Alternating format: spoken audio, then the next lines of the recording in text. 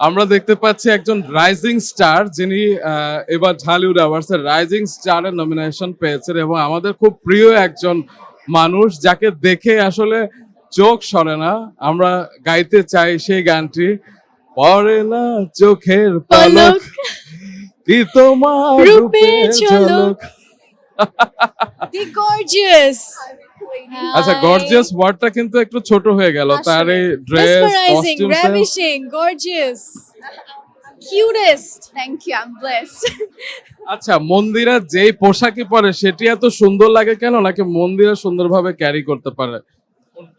Actually carry করাটা depend করে, কারণ আমার কাছে মনে হয় যে কেউ যদি খুবই একটা সুতি শাড়িও সুন্দর করে পরে তাকে ভীষণ পরিমাণে সুন্দর লাগে যদি সে ক্যারি করতে পারে।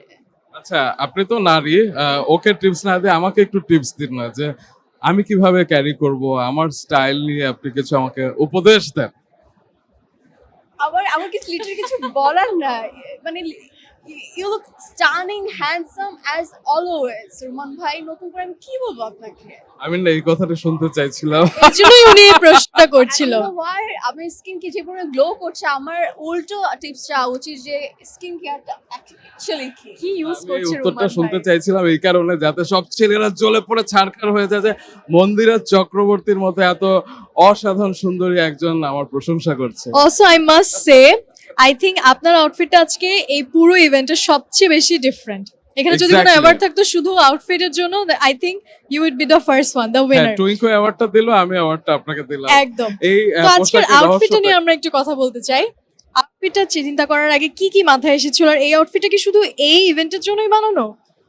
বেসিক্যালি আমার স্টাইলিং অ্যান্ড আউটফিটের পুরোটা প্ল্যান করেছে কাদরি মাহফুজ আনজারা থেকে, ও পুরাটা স্টাইলিং করেছে। আর আমার মেকআপ অ্যান্ড এভরিথিং, আমার হেয়ার স্টাইল করেছে আভিরূপ শর্মা, আভিস মেকওভার। আর তো তারা প্রত্যেকে আমাকে সুন্দর করে মানে টিপটপ করে সাজিয়েছে অনেক কিছু দিয়ে, কারণ আমি একার দ্বারা এত কিছু আসলে সম্ভব না। পুরোটা টিম মিলে অনেক হার্ড ওয়ার্কিং করেছে, তারপরেই now this is me wow wow actually. Wow. Look amazing আসলেই।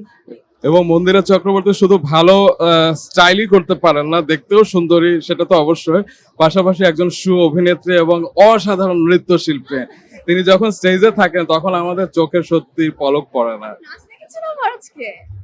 আজকে দেখিনি, তবে আরেকটি অ্যাওয়ার্ড শোতে আমি চেয়েছিলাম, দেখেছিলাম। বাট আমরা আনফরচুনেটলি আমাদেরকে এখানে বেঁধে রাখা হয়েছিল। নিশ্চয়ই আমরা টেলিভিশনে কিংবা আমরা অনলাইনে দেখে নেবো আপনার সেই চোখ ধাঁধানো নাচ। আমি শুনতে পাচ্ছি যে আপনি নাকি স্টেজে ফায়ার লাগিয়ে দিয়েছে। সবাই তো বলছে, আমি জানি না, আমি জাস্ট একটু চেষ্টা I'm করেছি। sure. I'm sure. Thank you so much Mandira, ভালো থাকবেন। Thank you so much.